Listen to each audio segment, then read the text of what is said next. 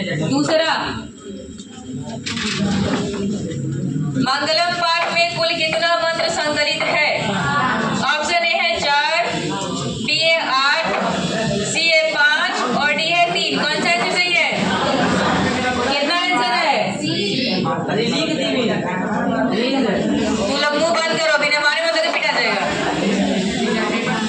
तीसरा क्वेश्चन, स्वर्ग और मोक्ष प्रदान करने वाली भूमि कौन सी है? Bharat. Option number D. Question 4 देखते हैं। वीरेश्वर स्वभाव से कैसे थे? दयावान थे या खड़ूस थे? गुस्सैल थे कि क्रूर थे?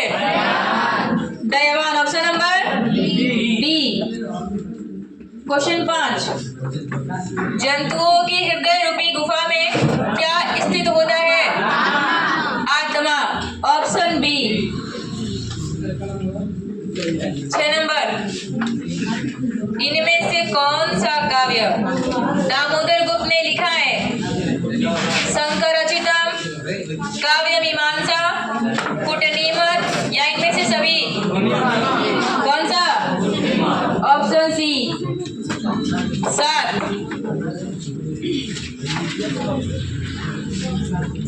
वीरेश्वर कहाँ के मंत्री थे? मिथिला। ऑप्शन नंबर सी।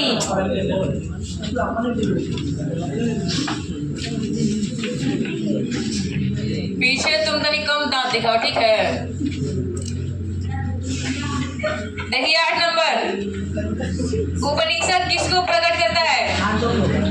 दर्शन शास्त्र के सिद्धांतों को। Option number A. मिलाइए। क्वेश्चन 9, पटना को इंद्रलोक के समान किसने बताया है?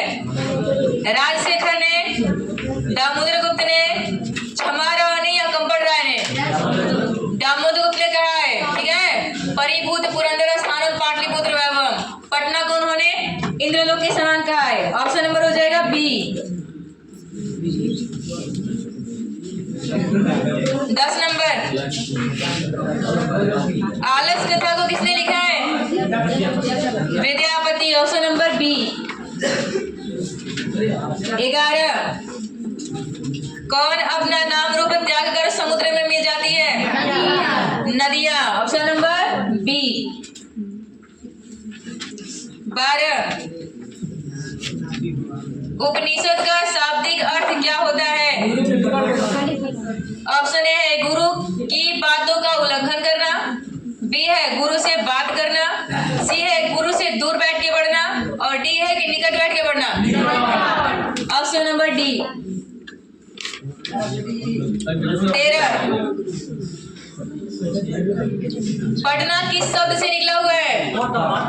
पटना पतन शब्द से निकला हुआ है, ठीक है? जब पूरी तरह से पतन माने एकदम उसका विकास खत्म हो चुका था, तो उसका नाम रखाया पटना, ठीक है? ऑप्शन इसका होगा डी।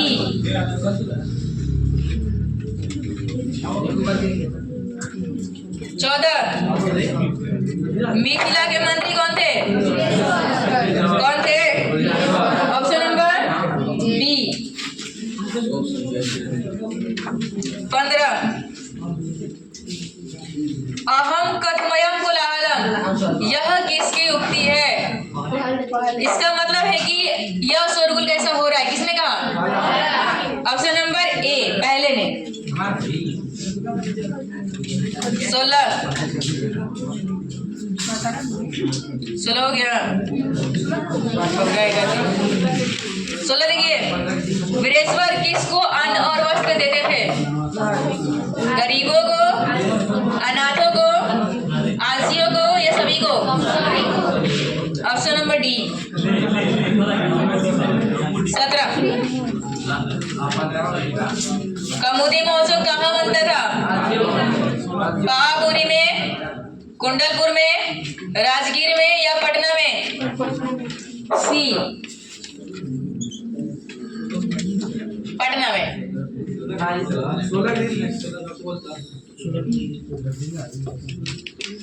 मारे उनका हाथ तबड़ा सुनाई देता एक बारी में चौपट है का सब सुना फिर से 16 वीरेश्वर किसको अन्न वस्त्र देते थे? तो गरीबों को, अनाथों को, आसी को, सबको देते थे। 18 मंगलम पाठ में नदी का तुलना किसे किया गया है? नदी का तुलना किसे किया गया है? विद्वान से। Option C.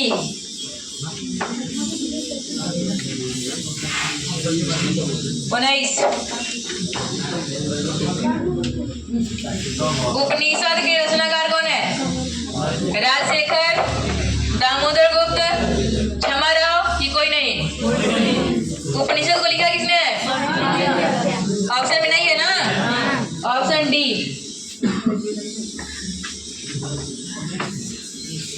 अंधकार का उल्टा क्या होगा? प्रकाश। Option C.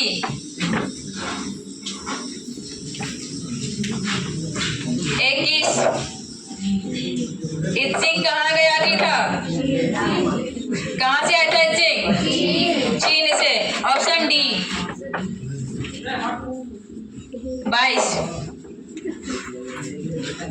पटना के बारे में भविष्यवाणी किसने किया था? राजशेखर ने, दयानंद ने, क्षमाराव ने या फिर भगवान बुद्ध ने? Option D. 23 उपनिषद कितने शब्द से बना है? 2। एक उप और दूसरा निषद। 23 का ऑप्शन डी। गोपी धार्मिको नास्ति, क्या कोई यहाँ धार्मिक नहीं है? ऐसा किसने कहा? तीसरे ने कहा। Option C. 25 जो अधिक बोलता है उसे क्या कहते हैं? वाचाल। Option A.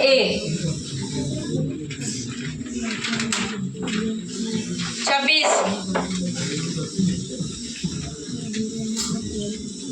कौमुदी महोत्सव किसके शासनकाल में मनाया जाता था? गुप्त वंश के शासनकाल में।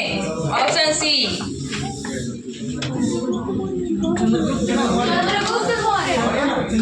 24 का सटीक आंसर दिया हुआ है गुप्त वंश के शासनकाल में। तो अब फालतू कहाँ जा रहे हैं?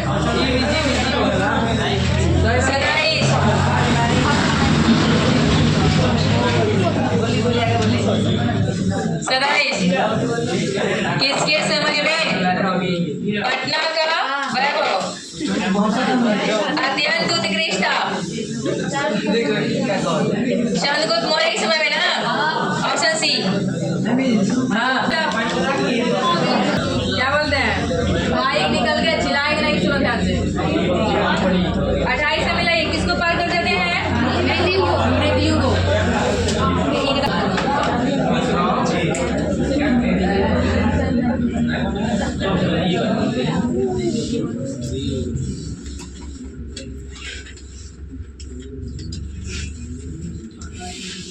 पटना में बहुत बार कौन आए थे? भगवान Buddha. Option D.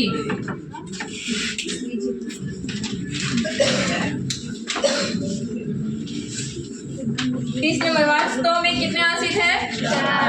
4। Option A. 31 उपनिषदों की टोटल संख्या कितनी है? 108। Option B. हाँ 32 आलस कथा में किसके बारे में बताया गया है? चलिए ये क्वेश्चन पे सारे लोग को नंबर दे दीजिएगा, ठीक है? ये क्वेश्चन में मान लीजिए मेरा मिस्टेक है, सबका एक नंबर जोड़ दीजिएगा।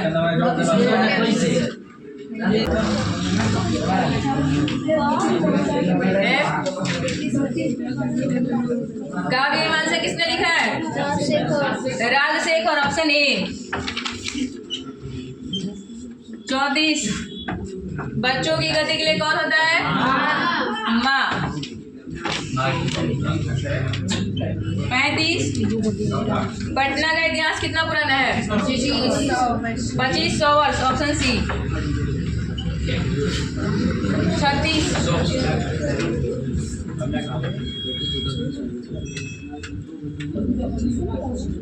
नदियां नावरू छोड़ी कहाँ मिल जाती है? नदियां मिल जाती है समुद्र में। Option B.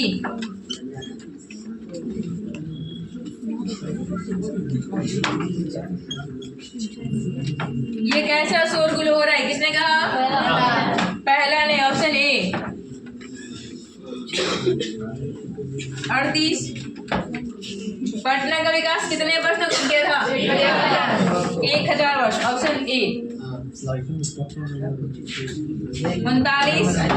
आग देखकर कौन भाग गया? धूर्त लोग। Option A.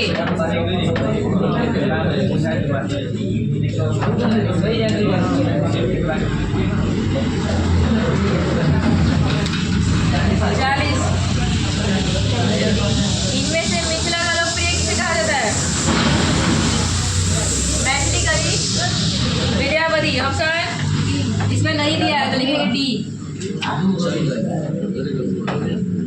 कुसुमपुर नाम से किस शहर को बताया गया है? पटना को। Option B. सरस्वती परंपरा का अर्थ क्या होता है? पढ़ने पढ़ाने की परंपरा। Option B. गति के लिए कौन होता है? पति। Option D. सत्यमेव जयते का मतलब क्या होता है? सत्य की जीत होती है। Option A. 45। एशिया महादेश का सबसे बड़ा पुल किस नदी पे है? गंगा। Option C. 46। सर्वश्रेष्ठ व्याकरण कौन है? पाणिनि। Option C. 47। पर्यटन के मानचित्र से कौन जगह बेहतर है? पटना। Option B.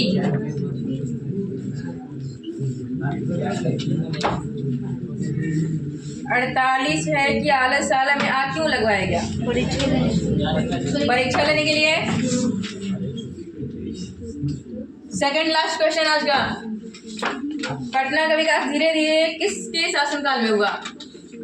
धीरे धीरे पूछे तो मुगल वंश के शासनकाल में, और काफी तीव्र गति से पूछे तो अंग्रेजों के शासनकाल में।